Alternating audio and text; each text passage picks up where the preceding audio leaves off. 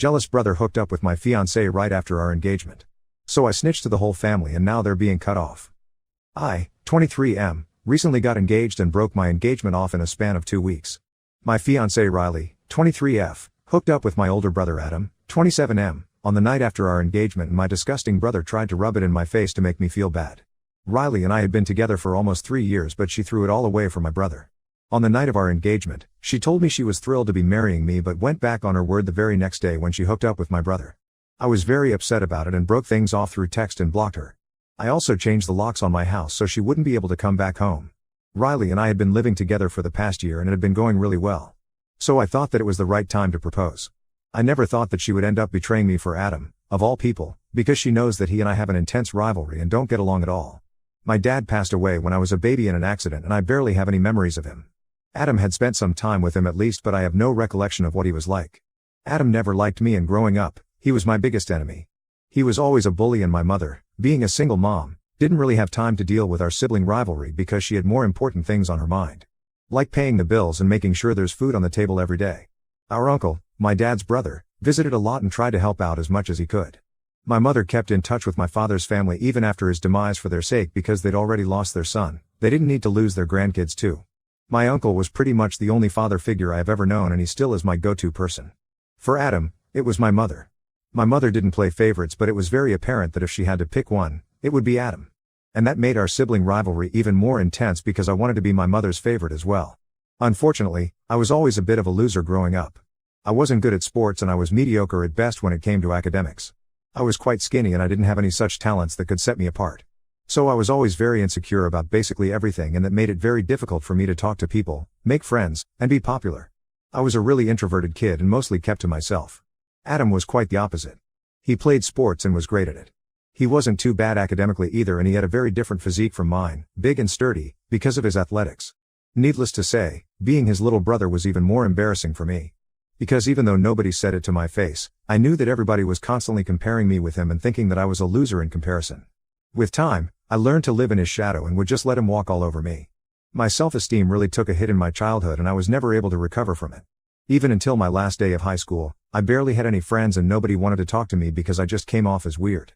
Things only changed for me and started looking up when I graduated and moved to college. I was a new person there and nobody knew me as Adam's little brother.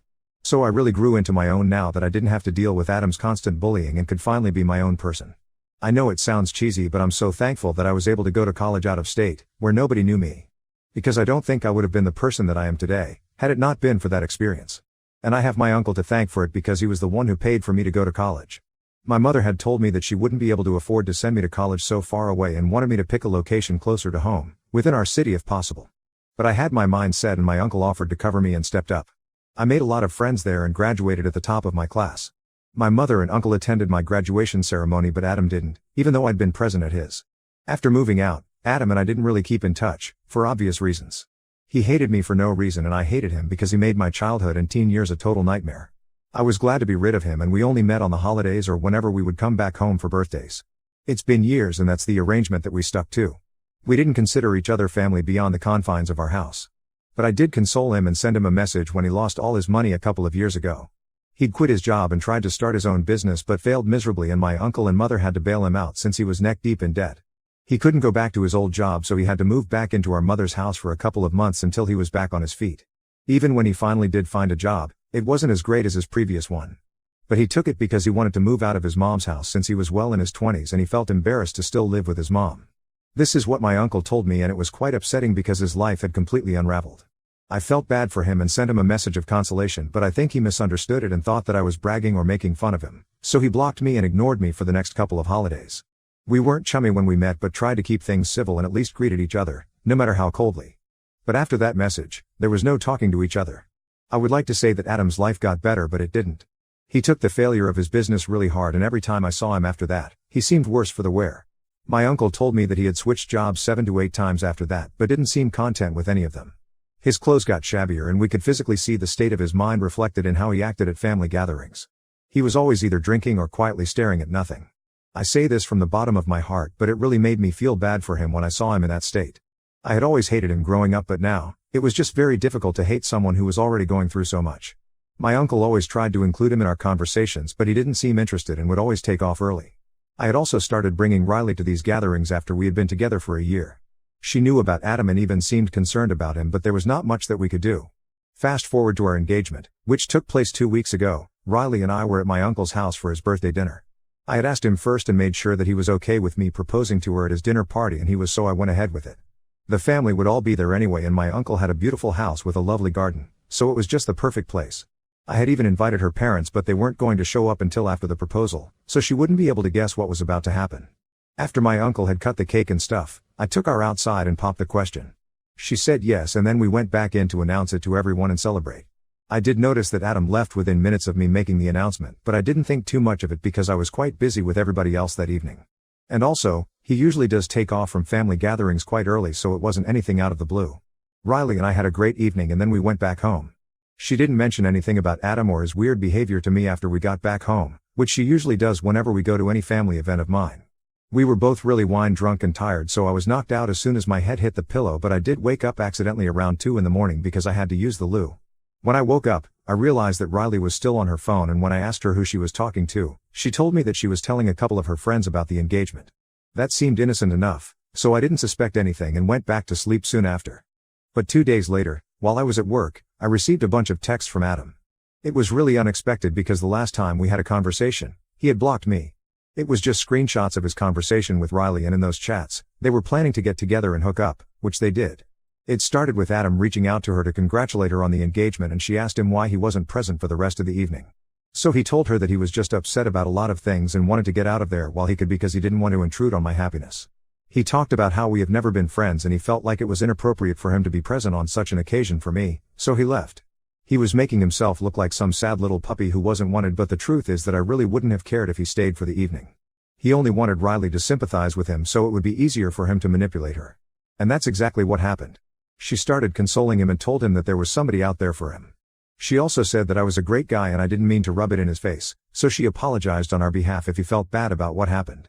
And Adam responded by saying that he would never be able to find someone like Riley, so he didn't see the point of even searching. That sly jerk started flirting with her and she flirted back in kind. And suddenly they were making plans to meet.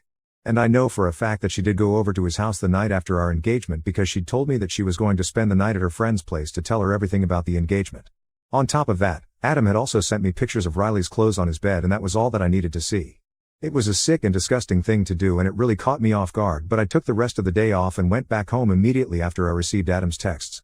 I was sobbing uncontrollably, but even with tears in my eyes, I decided to get the lock changed and started packing whatever I could lay my hands on. Whatever I saw and knew that it belonged to Riley, I put it in a cardboard box, and once I was done, I placed it outside the door. By the time I was done with all of it, it was almost time for Riley to come home. I hadn't seen her since the previous night because she'd told me that she'd go to work directly from her friend's place. But of course, now I know that she went to work from Adam's house. I wanted to break up with her in person, but after a while, I decided that it wasn't worth it because she had cheated on me literally the day after I proposed and she promised to spend the rest of her life with me. I was very upset, so I decided to end it through text. I sent her a message saying that I knew that she had hooked up with Adam and I didn't want to be with her anymore. I told her that she disgusted me and said that all her stuff was right outside the door, so she could just grab the box and go because I didn't want to see her. If she had left anything at home, then she could come back later and collect it. I told her that we were over, then sent the message and blocked her. A few minutes after I sent that text, Riley was at my doorstep, knocking and begging me to let her in. She was devastated and I could hear it in her voice. She was begging me to give her a chance to explain herself and kept telling me that she knew she had made a huge mistake, but she just wanted me to hear her out. It went on for about half an hour and it was incredibly difficult for me to keep my calm and ignore it. But after she had tried everything, right from crying to manipulation and back to begging, she finally left. Just to be on the safe side, I still didn't open the door for about 1 hour after the begging stopped to make sure that she still wasn't waiting outside. Once I was sure she was gone, I ordered some takeout, had dinner, and then tried to go to sleep, but I was so upset that I couldn't bring myself to close my eyes. I wanted to do something big to get back at Adam and really teach him a lesson, but I couldn't think of anything. I kept brainstorming on my own for a while, and when nothing came to me, I decided to take the easiest way out and just forwarded those screenshots to everybody in the family saying, "This is what my dear brother Adam did to me." And then I turned my phone off and went to sleep. I honestly didn't have a plan in mind and I didn't even set forth any conditions to my relatives. So whatever they did, it was of their own volition and I had absolutely no part to play in it. Everybody in the family responded with sympathy and told me that they had blocked him and were going to cut him off from everywhere. Everybody was in shock after they got to know what Adam had done to me and reached out to console me, except for my mom. She didn't talk to me in the first couple of days after I sent everybody that message, but she visited me a few days later and she looked very upset. I knew that she wasn't going to sit and console me like the others. I was right because she had visited me to talk to me about my actions. She told me that she could understand that I was upset with Adam for whatever he did, and rightfully so, but even then, I should have refrained from publicizing the incident. Her reason was that Adam was already suffering so much because he was a grown man living hand to mouth with a failed business and no prospects in his love life either. He would have a few flings here and there, but there was nothing permanent, and it was especially sad because he was a really promising young man when he was younger. So nobody could have imagined that he would turn out to be so unsuccessful and sad. On the other hand, nobody could have expected me to be as successful as I am today. Be it in my line of work or my relationships, my mom believed that Adam did this out of jealousy, which I already knew. For context, I work in an architecture firm and have a high-paying job. I worked really hard to get where I am now, and if Adam had researched his business properly instead of rushing into it headfirst, then it wouldn't have failed and he wouldn't be earning less than half of what I make. But coming back to the point, while my mother was telling me all this, it almost felt like she was trying to justify what he did. So I interrupted her and asked her if she was actually trying to make it seem okay for Adam to hook up with my fiancée just the night after we got engaged simply because his life was sad and pathetic. She took a minute and then she said that it wasn't okay, but I needed to understand where he was coming from and be a little sympathetic and forgiving. She went on to tell me that the family cutting ties with Adam had hit him really hard and he was miserable. The family get-togethers were the only thing that he had going on for him because he felt embarrassed to be around his friends who were a lot more successful than he was, so he didn't keep in touch with them, and family was all that he had. I was happy about that, and I didn't really care that he was miserable because he had broken up with me and Riley. So he deserved this, and I had no sympathy to spare for him, but my mother believed that I should be the bigger person and talk to everyone to convince them somehow to give him a chance. Not only that, she also wanted me to reach out to him and clear the air. I told her that I was not doing any of it, and she was crazy to even expect that I would reach out to the person who ruined my relationship on purpose. I really just snapped at her. I told her that I knew she had favorites even though she didn't really make it evident. But she didn't have to rub it in my face and make me feel so awful. I told her that if I had done the same thing to Adam, then she wouldn't have been trying to justify it and make it look like no big deal. She probably would have been all up in arms about it, and I knew that for a fact. She tried to deny it and we started arguing. It turned into a big fight where she got very upset and huffy. She left the house after saying that she wouldn't talk to me until I reached out to Adam and tried to sort things out with him.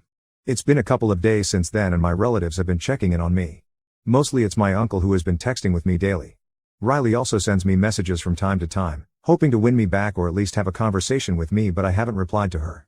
I haven't blocked her yet either, but I know that I have to, and I will, eventually. The only person that I haven't heard from after our big fight is my mother, and I really feel bad about it. I already mentioned that I knew my brother was her favorite because they always seemed to have some inexplicable bond, even when I was a kid. But my mom never played favorites. That's up until now, at least. I just feel very confused about what she said. I am content with my life right now, and it's not like I'm depressed or whatever, but I do want my mother in my life, but I don't think I agree with her opinion on the whole Adam and Riley situation. So what do you guys think? Ida for sending my family proof of my brother and my fiancé cheating on me? Update 1. The people have spoken and the people have been heard. Thank you so much for all the comments on the original post and for reading through it so patiently. I'm glad that so many of you had great advice for me on what to do next and reassured me that I wasn't in the wrong, because my mother saying all that really made me feel that I was somehow out of line for what I did. But evidently, that's not the case, and I have no need to reach out to anybody. I also spoke to my uncle about what my mom said. I hadn't told anybody earlier because this was kind of personal and I didn't want to discuss this with other people, but my uncle is family and I felt considerably better after speaking to him. He told me that he had also noticed my mother always favored Adam over me. It wasn't always very obvious, but it was definitely there, and anybody with a brain could tell that she had a favorite, and it wasn't me. He told me that he really felt awful about what happened with me because he knew how strongly I felt for Riley, and yet she didn't think twice before hooking up with Adam, in spite of knowing about our relationship.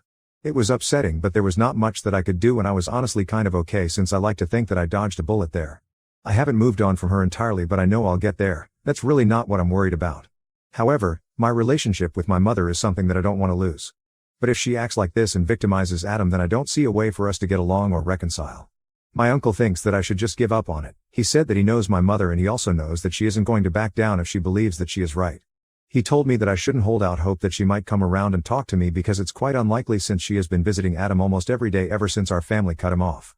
It hurt that she was still going out of her way to look after him, even though I was the one who actually lost a relationship because of him, and quite an important one at that. But I also understand that I can't help the situation and it is what it is. That's something my uncle taught me, to just accept things and let it go, and I guess that's what I have to do. I tried arguing with my mother and making her see sense, but she wasn't interested in the truth. She was only interested in making sure that Adam had all the support that he needed. Fine by me, I guess. Update 2. So, It has been almost 2 weeks since I broke up with Riley and she had been texting me almost every other day for about a week after we broke up. But then she just stopped, probably after she realized that begging me to take her back wasn't going to work. And I don't want to speak to her or hear her side of the story. I don't even know why she thought explaining her side would make it any better because as far as I'm concerned, nothing excuses cheating and that's just how it is. But she reached out to me yesterday and told me that she wanted to come by and collect some of the things that had been left behind. That's when I finally replied because now, we were getting down to business instead of our conversations just her begging me to talk to her and me ignoring all those texts. I told her that she could come by today because I was taking a day off anyway, and might as well get this over with. So she dropped by around noon and I could tell that she was really upset. She looked worse for the wear and didn't look me in the eye even once for the entire time that she was there. I didn't say anything to her either after I opened the door and let her in. There was silence in the house while she packed her things and I sat on the couch in the living room and avoided looking at her. Once she was done packing, she told me that she was going to leave and even though I had a lot to say to her, I just said goodbye and then went back to my phone. She didn't deserve anything more than that. And after that, she was just gone for good. It feels weird but in a nice way because this just means that I don't ever have to talk to her or be reminded of her by things around the house or her messages. I blocked her a few minutes after she left and decided to celebrate by watching our favorite movie on my own. Still no word from my mother but with time, it's becoming easier for me to come to terms with it. At least now I know for sure that she would never have taken my side here simply because I'm not Adam. So whatever I did for her would never be good enough and honestly, I'm sick of trying. My uncle told me that he also had a fight with her recently while he was trying to defend me and she didn't like it, so they aren't on speaking terms anymore either. I can't believe that she is willing to sacrifice her relationship with both of us just so she can continue defending Adam, even though she knows that he's a jerk. It just doesn't make any sense to me but I guess if that's what she wants then whatever. Update 3. It's been a month since I posted here last and I can't believe that until a month ago, I was still whining about how my mother doesn't love me. But I'm better now and I just don't care about what my mother thinks. She is just as delusional and selfish as my brother and that's probably why they get along so well, because they're both horrible people and I was quite unfortunate to be related to both of them but now I have no ties with either of the two. And I am so thankful for it because they don't deserve somebody like me and neither did Riley. I was always too good for them and if they couldn't see that, then that's on them. It's their loss all the way, I don't have to feel bad for anything. And that's exactly why I don't feel bad about the fact that nobody from our family talks to them anymore and doesn't invite them to any events. They just have no link to any of us anymore and I couldn't be happier about it. Riley and I haven't spoken ever since she came back here to collect her things for one last time because I blocked her afterward. And so did most of our common friends, after they found out the real reason behind our engagement falling through. But my mother did try to reach out to me a few days ago and even now, she doesn't think that she needs to apologize to me, which is just insane to even think about. Even in the last conversation that we had, she was still harping on about how Adam is suffering and has been diagnosed with clinical depression. I told her that I could give her a psychotherapist's phone number but nothing else, and I definitely wasn't going to talk to our family members now to make them sympathize with him. And then she started trying to manipulate me by going all emotional and sentimental on me. She was really laying it on thick and said that she had already lost her husband. She didn't want to lose the two most important men in her life now because of some stupid, petty fight over a girl. It was interesting that she saw the fight as stupid and petty because the way I remember it, the fight was not over some girl, it was over my fiancée. And it was neither stupid nor petty because Adam had decided to hook up with Riley on purpose, all because he wanted to make me feel bad. So I think I was perfectly within reason to be mad at him and never want to speak to him again. As for the rest of our family, I hadn't coerced them into doing anything. They cut Adam and my mother off because of their own behavior and I had absolutely nothing to do with that. So if they want to blame somebody, they should blame themselves. This is what I told my mother before blocking her. Now I can finally move on with my life and they can go to hell, for all I care.